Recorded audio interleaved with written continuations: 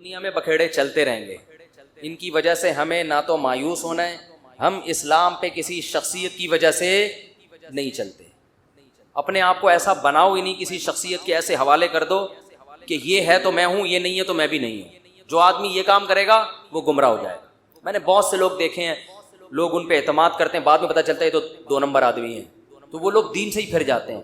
جب نبی کے بارے میں قرآن نے کیا کہا، دیکھو غزوہ احد میں رسول اللہ صلی اللہ علیہ وسلم کی شہادت کی افواہ پھیل گئی، جھوٹی خبر، بہت سے صحابہ حواس باختہ ہو گئے۔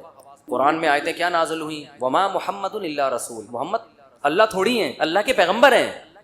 افإن مات او قتل، اگر ان کی موت ہو جائے یا قتل ہو جائیں تو کیا تم دین پہ واپس پھر جاؤ گے؟ یعنی تم محمد صلی اللہ علیہ وسلم کی وجہ سے تھوڑی دین پر ہو، تم کس کو خوش کرنے کے لیے ہو؟ اللہ کو۔ نبی کو بھی خوش کر رہے ہو تو اللہ کی خاطر۔ جب آپ صلی اللہ علیہ وسلم کا وصال ہوا، آپ کی وفات ہوئی، تو صحابہ کے حوصلے پست، تو حضرت عمر نے کیا فرمایا کہ جو یہ کہے گا کہ نبی کی موت واقع ہو گئی ہے، میں اس کی گردن اڑا دوں گا۔ حضرت ابو بکر نے کیا فرمایا، یہی آیت پڑھی، وما محمد الا رسول، فرمایا محمد اللہ کے رسول ہیں بس۔ افإن مات او قتل، ان کی موت واقع ہو جائے یا قتل ہو جائیں تو دین سے پھر جاؤ گے کیا؟ پھر آپ نے فرمایا، یا ایھا الناس، اے لوگو، من کان منکم یعبد محمدا فإن محمدا قد مات، تم میں اگر کوئی محمد کی عبادت کرتا تھا صلی اللہ علیہ وسلم تو محمد پر موت واقع ہو چکی ہے۔ ومن کان منکم یعبد اللہ، اور تم میں کوئی اللہ کی عبادت کرتا تھا۔ کیا اسلام ہے یار، کتنا یعنی کتنی کلیئرٹی ہے اسلام کے عقیدے میں۔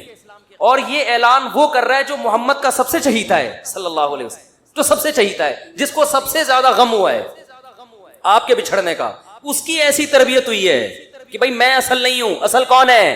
اللہ۔ تو کیا خطبہ دے رہے ہیں، ادھر صحابہ غم میں رو رہے ہیں، جانور ہلاک ہو رہے ہیں غم میں، جو نبی جن پر سواری کیا کرتے تھے۔ آپ کی اونٹنی جس پر آپ سوار ہوتے تھے وہ غم میں مر گئی، بھوکی پیاسی مر گئی وہ۔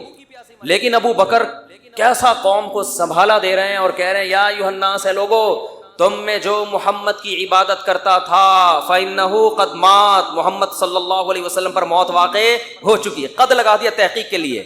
ومن کان منکم یعبد اللہ، اور تم میں جو اللہ کی عبادت کرتا ہے، اللہ کی غلامی کرتا ہے، فإنہ حی لا یموت، وہ آج بھی زندہ ہے، اس پر موت واقع نہیں ہوگی۔ یعنی وہ حیران تھے تمہیں کیا ہو گیا، کوئی اچھمے کا کام تھوڑی ہوا یہ، وہ تو بشر ہے، انسان ہے، انہوں نے تو دنیا سے جانا تھا، ہم تو اللہ کے لیے دین پہ چلے ہیں۔ کسی شخصیت پر اتنی قربانی نہیں دی جاتی، کسی شخصیت پر اگر قربانی دی جا رہی ہے تو کس کی وجہ سے؟ اللہ کی وجہ سے، اللہ راضی ہو رہا ہے۔ دیکھو قرآن میں نا بڑے علمی نکات ہیں۔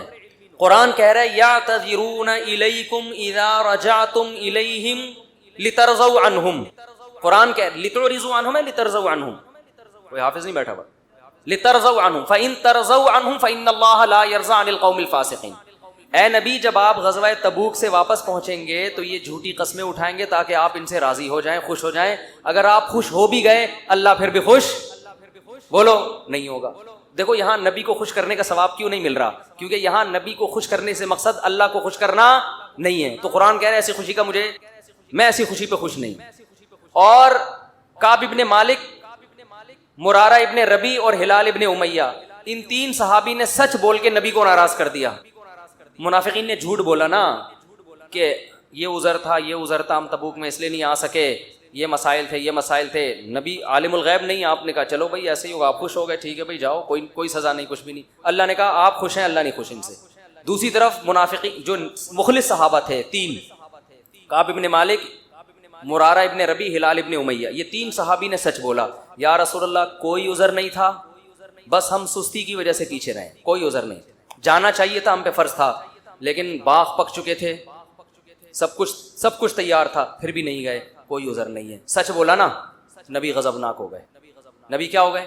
اس لیے نہیں کہ سچ بولا ہے، اس لیے کہ جب کوئی عذر نہیں تھا تو پیچھے رہنے کا کوئی جواز بنتا نہیں۔ آپ نے فرمایا قم، جاؤ یہاں سے، حتی یقضی اللہ فیکم، اللہ فیصلہ کرے گا تمہارے بارے میں۔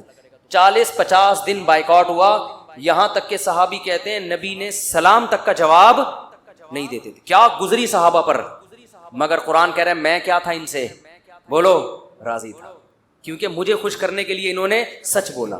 تو پھر اللہ نے پیغمبر کو بھی راضی کر لیا بعد میں، اور اتنا خوش ہو گئے پیغمبر، فرمایا اللہ نے تمہاری تو اچھا اور سنیں، اسلام کے عقیدے بتا رہا ہوں کتنے واضح ہیں کہ ہم اسلام کو فالو کسی مدرسے کے کسی بندے کی وجہ سے نہیں کرتے. اور یہ بھی بتا دوں اس ایک بندے کی وجہ سے مدرسوں کو بدنام کرنا کہ مدرسے ایسے ہوتے ہیں یوں ایسے ہوتے ہیں, یہ بھی وہی زیادتی ہے جس کا میں نے ابھی تذکرہ کیا. جب حضرت کعب بن مالک کی توبہ قبول ہوئی تو ان کو خوشخبری پہنچی, وہ نبی کے پاس آئے. آپ صلی اللہ علیہ وسلم کا چہرہ حدیث میں آتا ہے استنار وجہہ کأن وجہہ قطعۃ قمر, ایسے چمک رہا تھا جیسے 14ویں کا چاند. آپ نے کیا فرمایا, ابشر بخیر یوم مر علیک منذ ولدتک امک, اے کعب اس دن کی خوشخبری قبول کرو کہ جس دن سے تمہاری ماں نے تمہیں جنا ہے آج تک ایسا خوشی کا دن تمہاری زندگی میں نہیں آیا, اس دن کی مبارکباد ہو تمہیں. حضرت کعب مالک نے کیا کہا, امن کا ام من عند اللہ, یہ خوشخبری آپ کی طرف سے یا اللہ کی طرف سے؟ اس فکر میں لگے ہوئے ہیں کہ اللہ راضی ہے کہ نہیں ہے. دیکھو نبی کے راضی ہونے کا تو یقین ہو گیا نا. لترضوا عنہم فإن ترضوا عنہم فإن اللہ لا يرضى عن القوم الفاسقین. اے نبی جب آپ غزوہ تبوک سے واپس پہنچیں گے تو یہ جھوٹی قسمیں اٹھائیں گے تاکہ آپ ان سے راضی ہو جائیں, خوش ہو جائیں. اگر آپ خوش ہو بھی گئے اللہ پھر بھی خوش بولو نہیں ہوگا. دیکھو یہاں نبی کو خوش کرنے کا ثواب کیوں نہیں مل رہا, کیونکہ یہاں نبی کو خوش کرنے سے مقصد اللہ کو خوش کرنا نہیں ہے. تو قرآن کہہ رہے ہیں ایسی خوشی کا میں ایسی خوشی پہ خوش نہیں. اور کعب ابن مالک, مرارہ ابن ربی اور ہلال ابن امیہ, ان 3 صحابی نے سچ بول کے نبی کو ناراض کر دیا. منافقین نے جھوٹ بولا نا کہ یہ عذر تھا یہ عذر تھا, ہم تبوک میں اس لیے نہیں آ سکے, یہ مسائل تھے یہ مسائل تھے. نبی عالم الغیب نہیں, آپ نے کہا چلو بھائی ایسے ہی ہوگا, آپ خوش ہو گئے ٹھیک ہے بھائی جاؤ, کوئی سزا نہیں کچھ بھی نہیں. اللہ نے کہا آپ خوش ہیں اللہ نہیں خوش ان سے. دوسری طرف منافقین جو مخلص صحابہ تھے 3, کعب ابن مالک, مرارہ ابن ربی, ہلال ابن امیہ, یہ 3 صحابی نے سچ بولا, یا رسول اللہ کوئی عذر نہیں تھا, بس ہم سستی کی وجہ سے پیچھے رہے, کوئی عذر نہیں. جانا چاہیے تھا, ہم پہ فرض تھا, لیکن باغ پک چکے تھے, سب کچھ تیار تھا, پھر بھی نہیں گئے, کوئی عذر نہیں ہے. سچ بولا نا, نبی غضبناک ہو گئے. نبی کیا ہو گئے, اس لیے نہیں کہ سچ بولا ہے, اس لیے کہ جب کوئی عذر نہیں تھا تو پیچھے رہنے کا کوئی جواز بنتا نہیں. آپ نے فرمایا قم, جاؤ یہاں سے, حتی یقضی اللہ فیکم, اللہ فیصلہ کرے گا تمہارے بارے میں.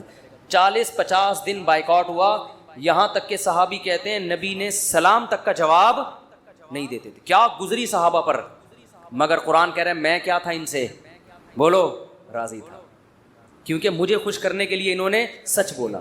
تو پھر اللہ نے پیغمبر کو بھی راضی کر لیا بعد میں, اور اتنا خوش ہو گئے پیغمبر, فرمایا اللہ نے تمہاری تو. اچھا اور سنیں, اسلام کے عقیدے بتا رہا ہوں کتنے واضح ہیں کہ ہم اسلام کو فالو کسی مدرسے کے کسی بندے کی وجہ سے نہیں کرتے. اور یہ بھی بتا دوں اس ایک بندے کی وجہ سے مدرسوں کو بدنام کرنا کہ مدرسے ایسے ہوتے ہیں یوں ایسے ہوتے ہیں, یہ بھی وہی زیادتی ہے جس کا میں نے ابھی تذکرہ کیا. جب حضرت کعب بن مالک کی توبہ قبول ہوئی تو ان کو خوشخبری پہنچی, وہ نبی کے پاس آئے. آپ صلی اللہ علیہ وسلم کا چہرہ حدیث میں آتا ہے استنار وجہہ کأن وجہہ قطعۃ قمر, ایسے چمک رہا تھا جیسے 14ویں کا چاند. آپ نے کیا فرمایا, ابشر بخیر یوم مر علیک منذ ولدتک امک, اے کعب اس دن کی خوشخبری قبول کرو کہ جس دن سے تمہاری ماں نے تمہیں جنا ہے آج تک ایسا خوشی کا دن تمہاری زندگی میں نہیں آیا, اس دن کی مبارکباد ہو تمہیں. حضرت کعب مالک نے کیا کہا, امن کا ام من عند اللہ, یہ خوشخبری آپ کی طرف سے یا اللہ کی طرف سے؟ نہیں آ رہی بات. اس فکر میں لگے ہوئے ہیں کہ اللہ راضی ہے کہ نہیں ہے. دیکھو نبی کے راضی ہونے کا تو یقین ہو گیا نا. یہ نہیں سمجھ میں آئے گا, یہ تو آسان کیس نہیں ہے, بہت مشکل کیس ہے.